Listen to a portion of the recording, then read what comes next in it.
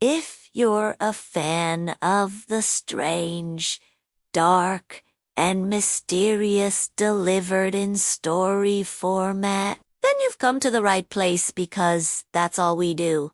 And we upload 3, 4, or even 5 times every week. So if you could, please invite the like button to a bring ya own beer party, but then when they arrive, inform them that you actually meant buy your own beer and charge them $15 for a warm Bud Light.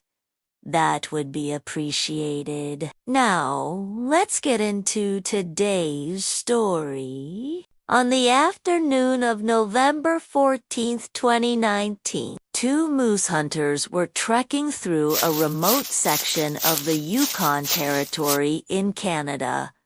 This area is hundreds of miles from civilization. It is dense, it is freezing, and it is silent. As they pushed through a thicket of pine trees, they came out into a small clearing and stopped. About 50 yards away, sitting dead center in this clearing, was a bright orange camping tent. Now, to you or me, a tent in the woods sounds normal. But to these hunters, this was bizarre. First, it was November.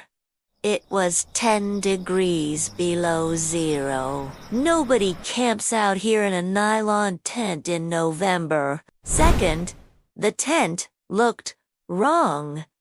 It was sagging heavily to the left, like one of the poles had snapped. The hunters called out, "Hello!" Silence. The wind just howled through the trees. They walked closer. As they got within a few feet, they noticed something that made the hair on the back of their necks stand up. The snow around the tent was pristine, smooth. There were no footprints leading to the tent, and no footprints leading away from it. It was like this orange tent had just dropped out of the sky. One of the hunters reached out and touched the fabric. It was frozen stiff. He moved his hand to the zipper. It was zipped all the way down to the bottom and secured with a small travel padlock from the asterisk outside asterisk. If someone was inside, they couldn't get out. The hunter pulled out a knife, cut the fabric, and shone his flashlight inside, and what he saw made him drop his light, turn around, and immediately start retching into the snow. To understand how that orange tent got there, we have to go back 2 weeks and meet 28-year-old Mark Henderson. Mark was a software engineer from Seattle. He was successful. He was smart. But he was burnt out. Mark had spent the last 5 years staring at screens for 12 hours a day. So, in late October, he told his family he needed a hard reset. He was going to drive north, hike into the Yukon, and spend 10 days living off the grid. No phone, no emails, just nature. Mark was not a rookie. He was an Eagle Scout. He had the best gear money could buy: Saturaito GPS thermal layers, dehydrated rations. He was over-prepared. On November 1st, Mark parked his truck at a trailhead, FaceTimed his sister, and said, "See you in 10 days. Don't worry about me." He looked happy.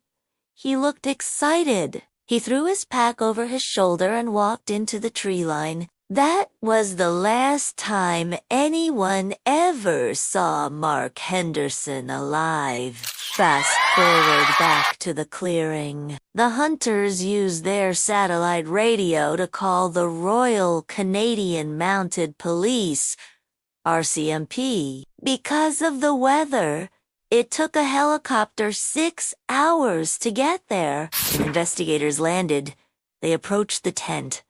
They saw what the hunters saw. The padlock on the zip. The lack of footprints. When they fully opened the tent, they found Mark.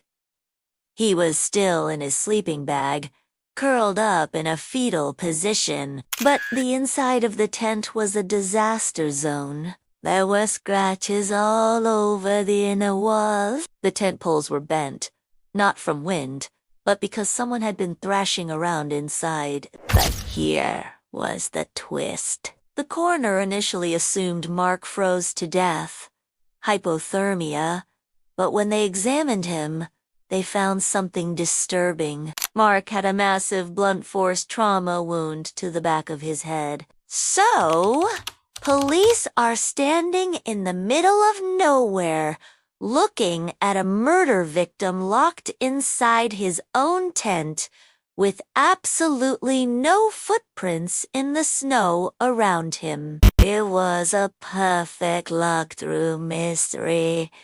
But outdoors, detectives had 3 massive problems. 1. Who else was out there? 2. How did they kill him? Lock the tent and leave without leaving tracks? 3. Why? Mark's wallet was still in his pocket. His expensive GPS watch was still on his wrist. Investigators looked at the weather reports. It turned out a massive blizzard had hit the area 3 days asterisk. After asterisk Mark was supposed to leave. This explained the footprints. If the killer had left days before the hunters arrived, the snow would have covered their tracks, leaving the area around the tent looking pristine. So, the phantom tracks weren't magic. They were just weather. But that didn't answer asterisk. Who? Asterisk. Police cataloged Mark's gear. They found his food, his water filter, his clothes. But they realized one thing was missing. His satellite messenger. This is a device that lets you send text messages via satellite. Detectives contacted the service provider Garmin and asked for the logs. They expected the device to be dead, but it wasn't. The logs showed that the device was currently active, and it wasn't in the woods. It was pinging from a motel room in Whitehorse, a town 300 miles away. Police mobilized immediately. A SWAT team surrounded the motel room. They kicked down the door, expecting to find a hardened killer. Instead, they found a 19-year-old kid named Travis sitting on the bed, playing video games, and sitting right next to him on the nightstand was Mark's satellite messenger. Police brought Travis in, and 4 hours he denied everything. But eventually, he cracked. And the story he told was terrifying because of how random it was. Here's what police believe happened. Mark was 5 days into his trip. He was doing great. But on the afternoon of day 5, he crossed paths with Travis. Travis wasn't a hiker. He was a drifter on the run from a robbery charge in British Columbia, hiding out in the woods. Mark, being a nice guy, saw that Travis looked underdressed and hungry. He invited Travis to share his campsite for the night. They ate dinner. They talked. Mark mentioned he had a satellite phone to check in with family. Travis realized that phone was his ticket out.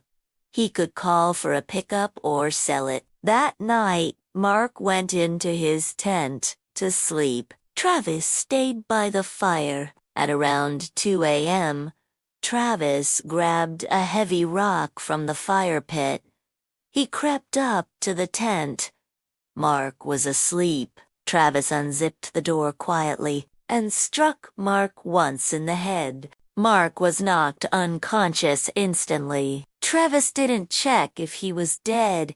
He just panicked. He grabbed the satellite messenger, zipped the tent back up, and used a small padlock he found in Mark's own pack to lock it from the outside. He entombed Mark in that tent. Mark likely woke up hours later, groggy, injured, freezing.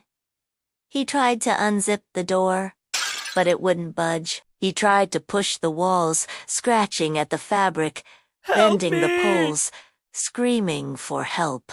But nobody was around for 100 miles. Eventually, the cold took over, and he went to sleep one last time. Travis hiked out, hitchhiked to Whitehorse, and was using the stolen device to message his friends when police kicked in the door. Travis was charged with second-degree murder and sentenced to life in prison. Mark Henderson went into the woods to find peace, to get away from the noise of the modern world. It is a tragedy that the very thing he went there to escape humanity is the one thing that found him. That's gonna do it for today, guys. If you have a story you'd like us to cover, DM us on Instagram or Twitter, or check the submission email in the description. We cover a lot of fan submissions. Thanks so much.